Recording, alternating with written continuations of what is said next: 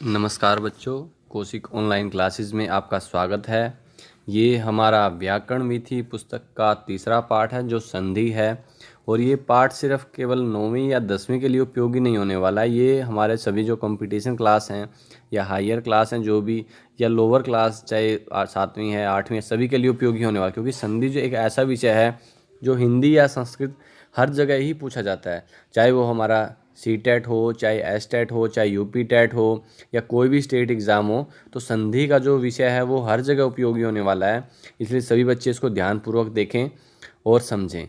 तो सबसे पहले हम संधि के बारे में समझते हैं। संधि का अर्थ क्या होता है कि संधि होता है कि कोई जोड़। संधि क्या होता है? जोड़। संधि का अर्थ ही जोड़ होता है, जोड़ना। इसका अर्थ होता है जोड़। जैसे हम कई बार अगर कॉमन लैंग्वेज में देखें तो कई विषयों में हम सुनते हैं किसी देश के किसी विषय पर संधि हो गई आपस में, यानी वो एक उसमें मिल गए, तो होता है जोड़ संधि का। और अगर हम इसका व्याकरणिक दृष्टि या इससे देखते हैं तो फिर क्या होता है? व्याकरण के संदर्भ में संधि शब्द का अर्थ है वर्ण विकार, यानी कि विकार क्या होता है? परिवर्तन, बदलाव। यह वर्ण विधि है दो पदों या एक ही पद में दो वर्णों के परस्पर व्यवधान रहित यानी बिना रुकावट के सामीप्य समीप अर्थात संहिता में जो वर्ण विकार परिवर्तन होता है उसे संधि कहते हैं। कि जहाँ पर वर्ण विकार यानी वर्ण परिवर्तन होता है वहाँ पर उसे संधि कहते हैं। वर्णों की संहिता के कारण संहिता या समीपता के कारण तो उसे संधि कहते हैं।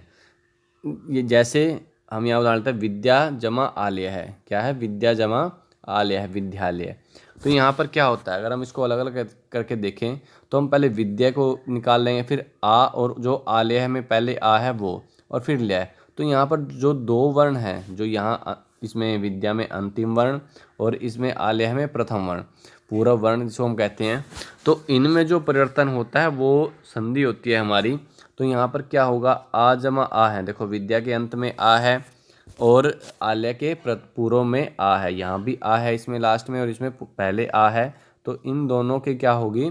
अत्यंत समीपता के कारण दो दीर्घ वर्णों के स्थान पर एक आ वर्ण, यहाँ दीर्घ रूप एक आदेश हो जाएगा। यहाँ पर आ वर्ण हो जाएगा, यानी कि उसको दीर्घ वर्ण हो जाएगा। अगर जो दीर्घ उसके बारे में आगे पढ़ेंगे कि यहाँ पर क्या है, आ जमा आ मिल गए तो वहाँ पर क्या हो जाएगा? आ। तो क्या बन जाएगा? विद्यालय। तो यहाँ पर जैसे हम अगर इसको एक बार लिख के देखते हैं, विद्यालय शब्द,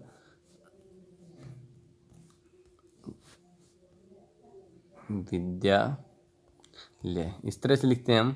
अगर इसकी हम संधि को देखें एक बार तो इसको कैसे एक तोड़ के देखते हैं। हम इसको ऐसे लिखते हैं, वर्ण विच्छेद कर लेते हैं इसका।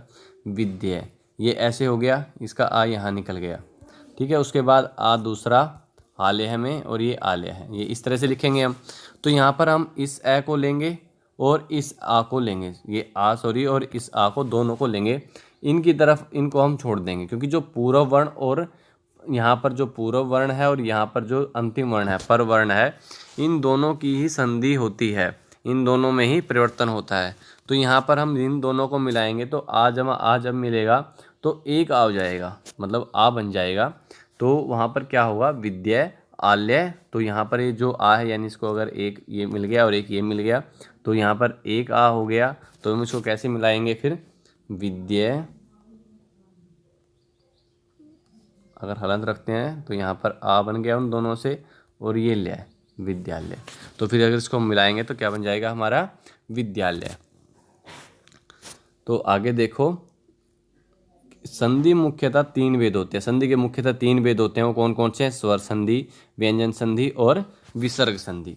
स्वर संधि हमें कौन सी होती है? अच संधि। और अच से क्या अर्थ है कि जो हमारा अच प्रत्याहार होता है, जो हमने प्रथम पाठ में ही सीखा है, अच प्रत्याहार कौन सा होता है हमारा, तो वो हमारे स्वर भी होते हैं। अगर जिस बच्चे को वो 14 माहेश्वर सूत्र प्रथम पाठ के याद हो गए तो उसको स्वर भी याद हो जाएंगे, व्यंजन भी याद हो जाएंगे, अच का पता लग जाएगा और हल का पता लग जाएगा। तो यहाँ पर वैसे एक रिवीजन के लिए देख, जैसे हम हमारा सबसे पहला सूत्र होता है उसमें ऐ युण रील ऋग ए ओंग और आई औज। तो आई औज के लास्ट में च होता है और आई औण के पहले लय होता है।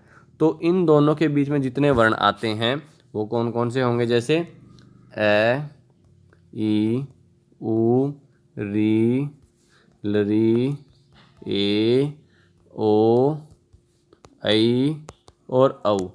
तो वो क्या होंगे, हमारे अच होंगे, यानी कि वो हमारे स्वर होंगे।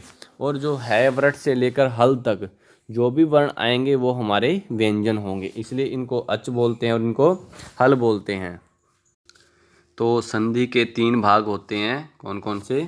स्वर संधि, व्यंजन संधि और विसर्ग संधि। अब हम स्वर संधि के बारे में देखेंगे कि स्वर संधि क्या होती है। सबसे पहला भाग जो है स्वर संधि, स्वर यानी कि अच संधि, इसको हम अच संधि भी कहते हैं।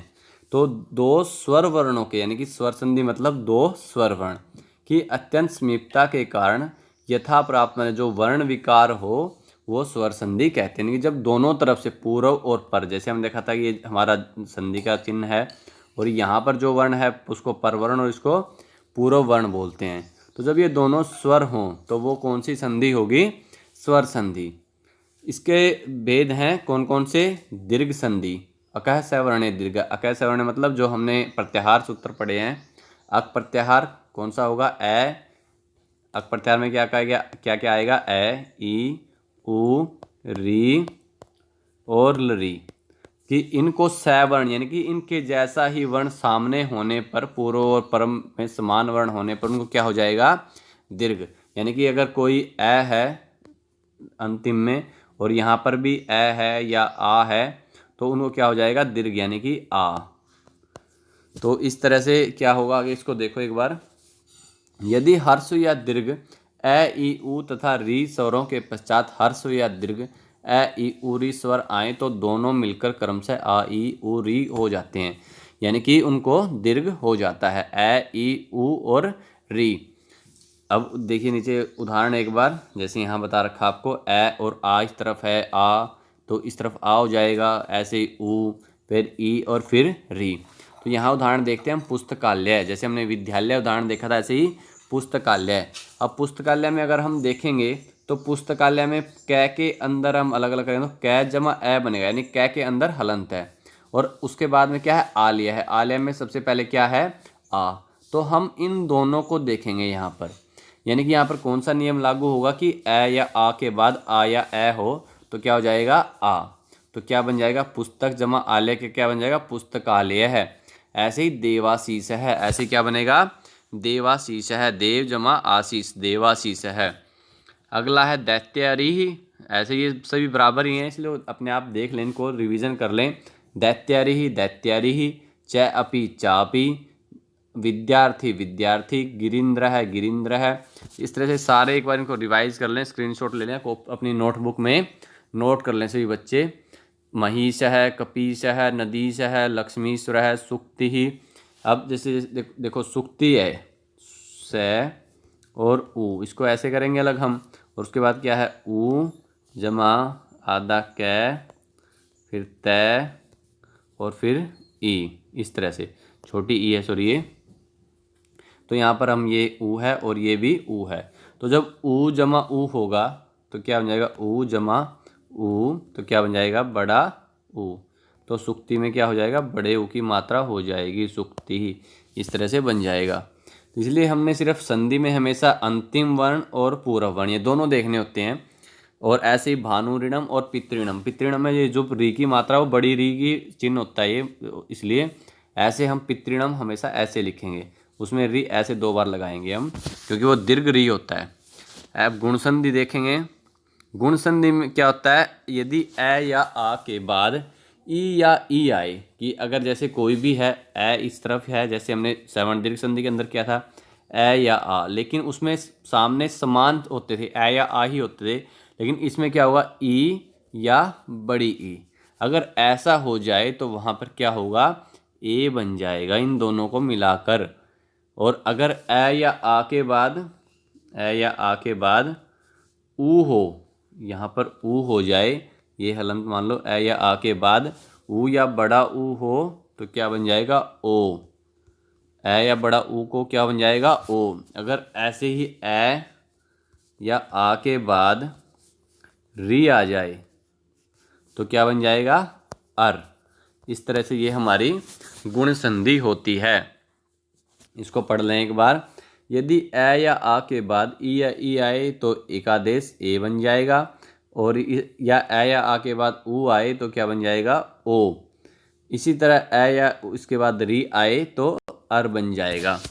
अब जैसे वही नीचे दिखा रखा है कि जैसे यहाँ पर ये है तो ए कैसे बनेगा, उप जमा इंद्र उपेंद्र, देव जमा इंद्र देवेंद्र, गण जमा ईशा है गणेश है, महाजमा ईशा है महेश है, नर जमा ईशा है नरेश है, सुर जमा ईशा है सुरेश है। इस तरह से ये हमारे रूप बनेंगे। और ये और नोट कर लें, जैसे कई बार हमारे बड़े एग्जामों में पूछा जाता है ए एवं ओ वर्ण को गुण वर्ण कहा जाता है। कई बार पूछ लेते हैं गुण वर्ण कौन कौन से हैं, तो वो कौन से हैं, ए और ओ, ये गुण वर्ण हैं। ऐसे ही अगर आप आगे देखेंगे लता एव लतेव, गंगाइती गंगेती, और ए या आ ऊ के उदाहरण देखेंगे हम, ओ कहाँ होगा, भाग्य जमा उदय भाग्योदय, सूर्य जमा उदय सूर्योदय है, नर जमा उत्तम है नरोत्तम है, हित जमा उपदेश है हितोपदेश है, महाजमा उत्सव है महोत्सव है, गंगा जमा उद्गम गंगोद्गम, यथा जमा उचितम यथोचितम, गंगा जमा उर्मी गंगोर्मी, महाजमा उरु महोरु, नव जमा ऊढ़ा नवोढ़ा। और ऐसे री के उदाहरण देखेंगे अब, अर कहाँ पर होगा, देव जमा ऋषि देवर्षि, ग्रीष्म जमा ऋतु ग्रीष्म ऋतु, वर्षा जमा ऋतु वर्ष ऋतु। और ऐसे ब्रह्म ऋषि का बन जाएगा। अगला है वृद्धि संधि। वृद्धि संधि क्या होगा, यदि ए या आ के बाद ए या आई हो, जैसे ए और आ, इनके आगे क्या आ जाए, ए या आई, ये आ जाए तो वहाँ पर क्या बन जाएगा, आई ही हो जाएगा, वहाँ आई आदेश हो जाएगा। और जहाँ पर ए या आ के बाद ऊ और ओ आ जाए तो वहाँ पर ओ और औ आ जाए, वहाँ क्या होगा, औ हो जाएगा। अब ये देखो उदाहरण, जैसे ए या आ के बाद ए या आई है तो क्या बन जाएगा, आई। मम एव, मम में देखो अगर हम बार बार बता रहा हूँ आपको, अंतिम वर्ण, अंतिम मैं में क्या है, ए, और उसके आगे क्या है, ए, तो क्या बन जाएगा, आई। तो क्या बनेगा, ममैव, एक एकम एकैकम, तव एव तवैव।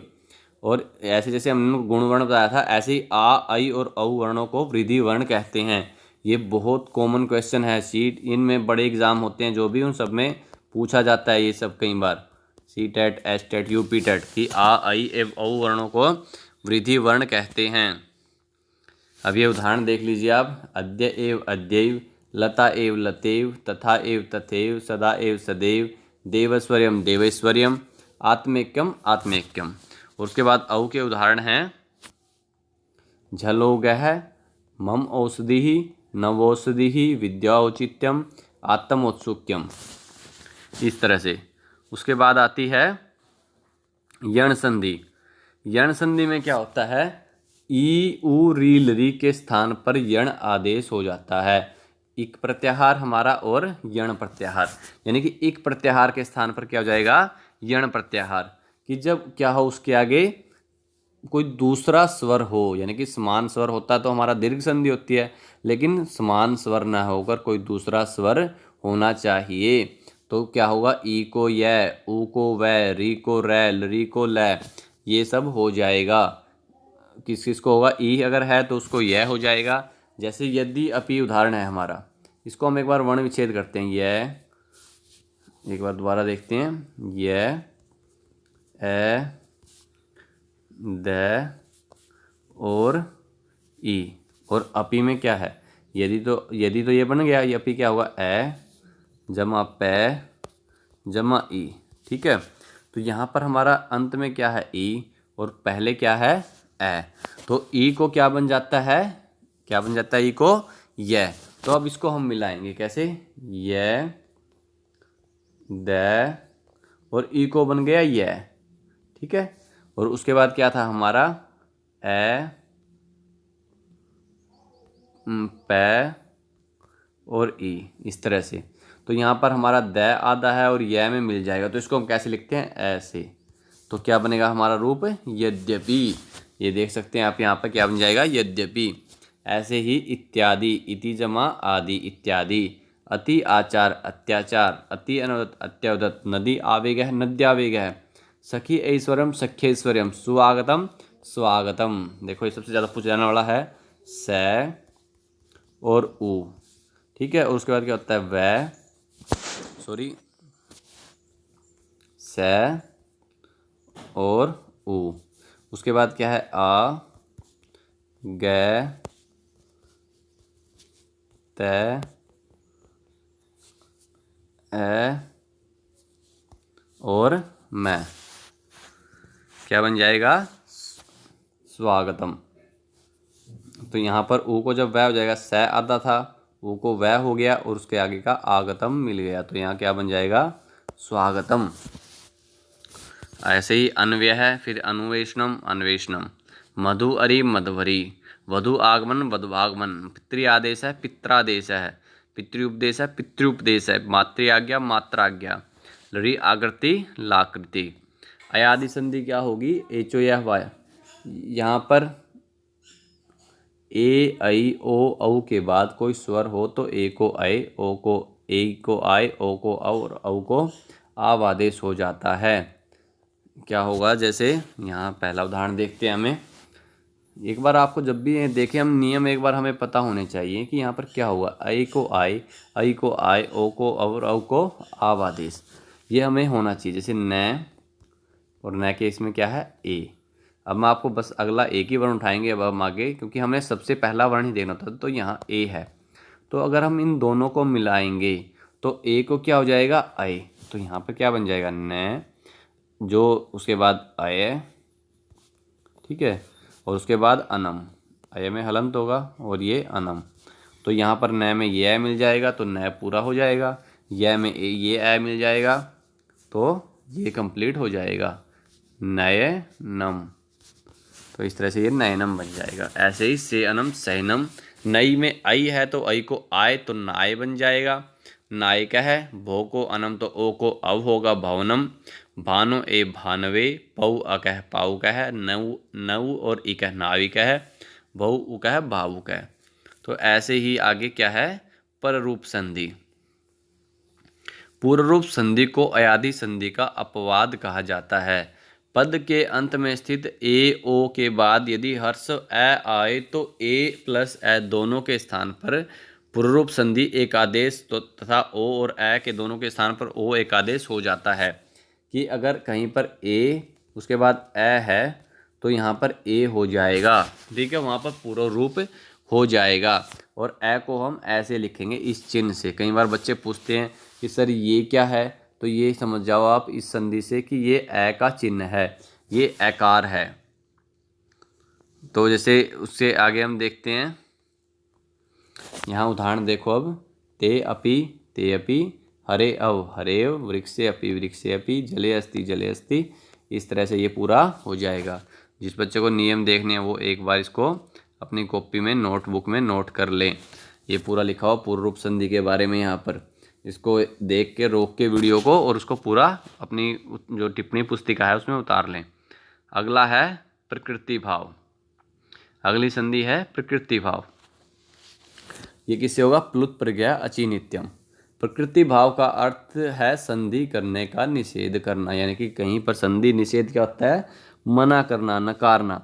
अर्थात प्रकृत वर्णों में विकृति परिवर्तन न करके उन्हें ज्यों का त्यों बनाए रखना।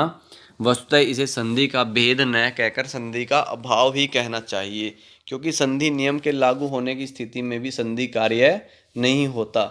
यदि कोई वर्ण लुप्त या प्रगृह्य संज्ञक होता है और उसके बाद अच आता है तो प्लुत एवं प्रगृह्य वर्णों का संधि न होते हुए भी प्रकृति भाव होता है। प्रगृह्य संज्ञा सूत्र ये है, इदुदे द्विवचनम प्रगृह्यम आदसोमात, इदंत उदंत तथा एदंत द्विवचन रूपों की प्रगृह्य संज्ञा होती है। अर्थात ऐसे द्विवचन जिनके अंत में ई उ तथा ए होते हैं उनकी प्रगृह्य संज्ञा होती है, तथा उनकी प्रगृह्य संज्ञा उसके बाद अच होने पर किसी प्रकार की संधि नहीं होती। यथा कवि इच्छता है, तो यहाँ पर हम इसको एज इट इज लिख देंगे, मतलब उसका प्रकृति भाव क्या, मतलब एज इट इज लिखा जाएगा, ये बस बीच में से जो हमारा निशान है वो हट जाएगा। ऐसे ही विष्णु इमु, तो इसको भी हम एज इट इज लिखेंगे। बस इनमें प्रकृति भाव में क्या होता है, जो निशान हट जाता है और उसको ऐसे, जैसे विष्णु इमु, ऐसे ही हम इसको लिख देंगे अलग अलग। बस ये हमारी संधि हो जाएगी, उसको बोलते हैं प्रकृति भाव। यहाँ पर कवि विष्णु था बालिके क्रम से इकारांत उकारांत तथा एकारांत है, कि जो इच्छित है यहाँ पे इकारांत है, सॉरी कवि इकारांत है, विष्णु उकारांत है और बालिके एकारांत है। और उनके बाद तो उनको क्या होगा, ये प्रगृह्य संज्ञक हैं, इसलिए इनका प्रकृति भाव हो जाएगा। तो इसको हम एज इट इज लिख देंगे।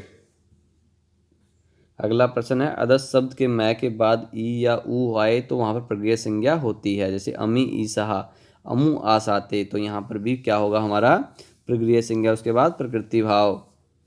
प्लुत वर्ण में प्रकृति भाव का उदाहरण है, ए ही कृष्ण अत्र गौश्चरती। यहाँ पर ए में दीर्घ संधि नहीं हुई क्योंकि संबोधन पद कृष्ण में ए लुप्त है। प्ररूप संधि एंगी पर रूपम, कि वो क्या था, पूर्व रूप संधि हमने पहले की थी एक, और ये है पर रूप, तो ये बिल्कुल उसका उल्टा है। कि वहाँ पर हम क्या करते थे, प्रथम वर्ण करते थे कि पहले वहाँ पर यहाँ ए है तो वहाँ एकार, यहाँ ए सॉरी, और यहाँ एकार होता था तो वहाँ पर ए कर देते थे। लेकिन यहाँ क्या होगा, बाद में एकार ये ओकार होंगे तो वो क्या होगा, बाद वाला हो जाए। तो पर क्या होता है, पीछे वाला, दूसरे वाला। जैसे पर जमा एस्ते है तो यहाँ पर प्र में ए है और ए में ए है तो यहाँ क्या बन जाएगा, ए बन जाएगा, ए ही हो जाएगा। तो क्या बन जाएगा, प्रेजते। तो इस तरह से क्या बन जाएगा, प्रेजते। ऐसे ही उपओस्ति, उपोस्ति। तो ये हमारा पाठ है कंप्लीट। क्योंकि हमारा जो मुख्यतः इसके अंदर व्याकरण विधि में दिया अब ये स्वर संधि है, तो सभी बच्चे इस पाठ को रिवाइज कर लें, देख लें अपनी पुस्तक में से, एक दो बार इसका अध्ययन करें और एक पूरा इसको देखें, अच्छे से समझ लें। ये आपका पाठ था संधि। इसके बाद हम इसका अभ्यास करेंगे, लेकिन अभ्यास से पहले मैं आपको बताता हूँ कि आपको हर पाठ को कम से कम 1, 2 बार 3 बार रिवाइज करना ज़रूरी है, जिससे जब हम अभ्यास करवाएं तो आप उसको अच्छे से कंप्लीट आंसर समझ सको, आंसर कर सको कि हाँ ये सर ने समझाया था और इसका आंसर ये ही होगा। ऐसा नहीं है कि हम वहाँ बोलते रहें और आप सिर्फ सुनते रहो। तो सभी बच्चे पाठ को पूरा देखें, एक बार में समझ नहीं आ रहा दोबारा देखें, अगर फिर भी कुछ समझ नहीं आ रहा तो कमेंट में आप बताएंगे सर मेरे को वहाँ से ये पार्ट समझ नहीं आ रहा। उसमें वीडियो में देखेंगे कितने टाइम के पास ये चीज़ सर ने बोली हुई है, वो चीज़ हमारे समझ नहीं आ रही कि क्या समझा रहे हैं, तो उसके बाद आपको वैसे भी समझाने का प्रयास किया जाएगा। तो सभी बच्चे अपना पढ़ाई सुचारू रूप से करते रहें। धन्यवाद, थैंक यू। और इस चैनल को सब्सक्राइब कर लें सभी बच्चे, क्योंकि देखो कई बार वीडियो आती है तो आपको पता नहीं लग पाता होगा, तो जैसे ही कोई भी आपकी स्टडी से रिलेटेड कोई वीडियो आएगी तो आपको उसी टाइम आपके मोबाइल के स्क्रीन पर आ जाएगा कि अभी सर ने लेसन 3 की वीडियो अपलोड की है या 4 की अपलोड की है, कौन सी वीडियो आई है, किस पार्ट का अभ्यास अभी आया है, तो वो आपको समय समय पर मिलता रहेगा। इसलिए सभी बच्चे इसको सब्सक्राइब कर लें।